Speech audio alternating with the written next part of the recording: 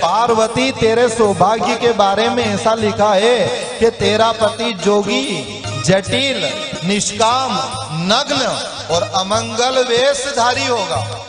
बहनों, मां पार्वती की कथा प्रेरणा दे रही है। सोना, चांदी और हीरा मोती का आभूषण धारण कराए, इसीलिए पति नहीं होता है। अरे नारी शरीर में, गृहस्थी में सेवा का अवसर मिले पत्नी को। देखो, आपने कथा सुनी रामायण जी में, जब जानकी मैया को रावण अपहरण करके ले गया, उस समय उन्होंने अपना एक एक श्रृंगार फेंक दिया। तो कोई ने कहा कि भाई नारी के लिए तो श्रृंगार की बहुत कीमत होती है, नारी ने श्रृंगार क्यों फेंक दिया, ये तो अपशकुन होता है। उस समय जानकी मैया ने कहा कि श्रृंगार अपने पति के लिए किया जाता है, और जब राम से मैं बिछुड़ रही हूं और रावण के पास जा रही हूं तो वहां श्रृंगार करके मुझे किसको दिखाना, इसलिए मुझे श्रृंगार की कोई जरूरत नहीं है। पहले ऐसा विधान था कि पति घर में रहे तो ही नारी को श्रृंगार करना चाहिए, और पति परदेश जाए, कमाने जाए तो नारी को सादगी से रहना चाहिए। अबे तो घर में रहे तो असिफ बड़ा बड़ा बाल उड़ी रहा है, इन्हें कहीं पेरियो कहीं ओढ़ियो ने, कोई मतलब ही नहीं रहे। पर जब ब्याह शादी में जावा को नंबर है, उन्होंने तो जाने तेजाजी महाराज को खेलो ही रहे हो कि नहीं, उल्टो कनेक्शन।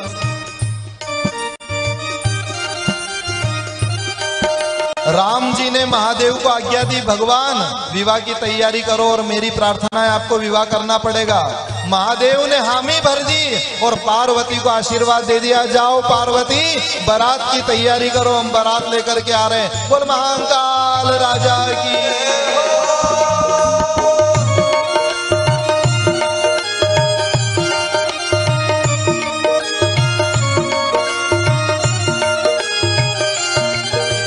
महाकालेश्वर भगवान की।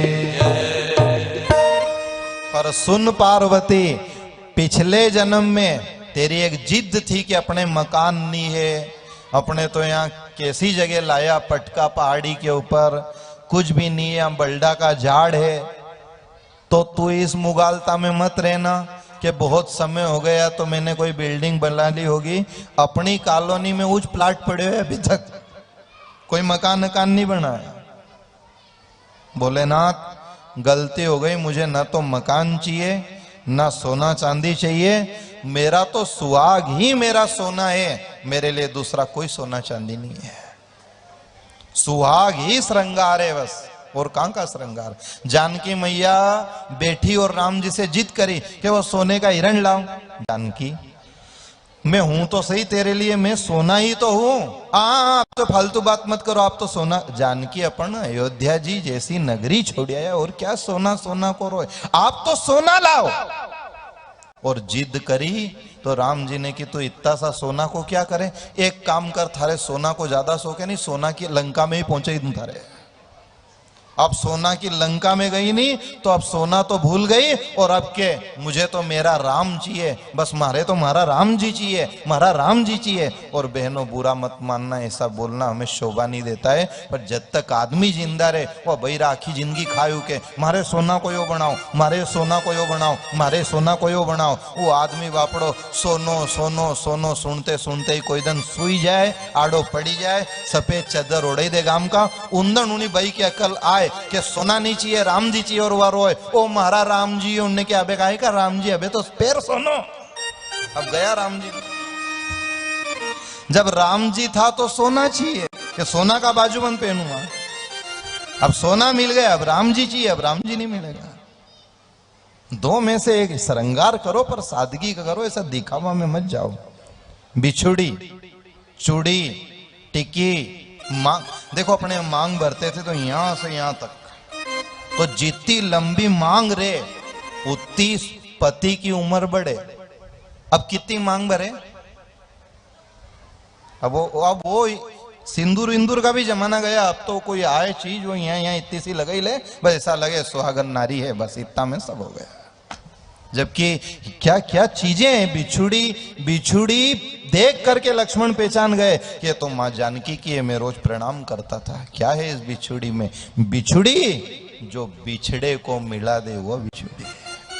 अपने इनका अर्थ है बिछुड़ी बिछड़ो साजन मिलावे, पायल पिया को संग करावे, कंगना सजे सजना के संग और घूंघट मोहे लाज दिखावे।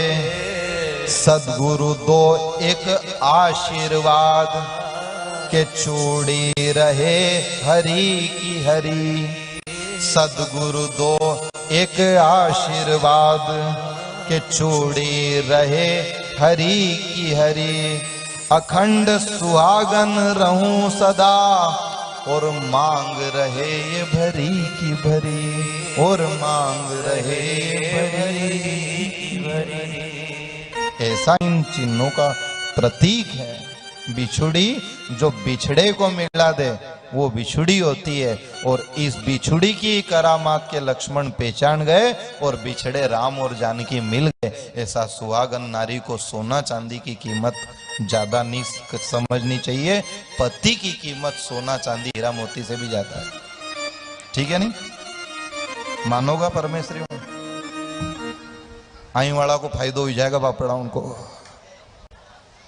हालांकि सक्षम रहे वहां तो कोई आफत नहीं है, नहीं तो कहीं आफत रहे ने वही पड़ोस में कोई बड़ा घर रहे ने वो बनाए ने गरीब घर की भी मुद्दा उठा दे कि ऐसा ही पहनूं ऐसा ही पहनूं, तो फिर सोना मिल जाता है और राम जी चला जाता है। अब अपने तो राम जी ही सोना है, दूसरा कोई सोना की आस मत करना।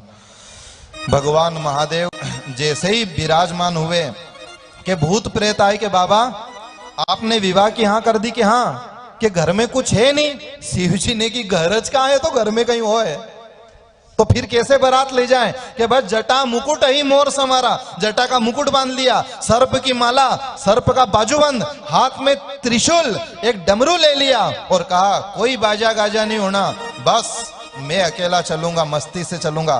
कि आपका रिश्तेदार तो बुलाओ। कि शिव जी ने कि अपना रिश्तेदार भी कहाँ है, तो कोई तो रिश्ता होगा। नाता एक राम जी से और नाता छोड़ दे, नाता एक राम जी से। सिर्फ और सिर्फ एक नाता भगवान राम से। राम को प्रणाम करके बेल पे सवार हो गए। आसपास भूत प्रेत पिशाच जोगिनी इकट्ठे हो गए और महादेव के मंगल विवाह में सब नृत्य करने लगे। इधर पार्वती दुल्हन के भेष में है, नगर में लोग आनंद मग्न है। बारात आ रही है, चलो रे गांव के बाहर स्वागत करेंगे। नौजवान साथियों ने हाथ में पान बीड़ा ले लिया, जज साहब को पान देंगे, गुलाब की माला पहनाएंगे।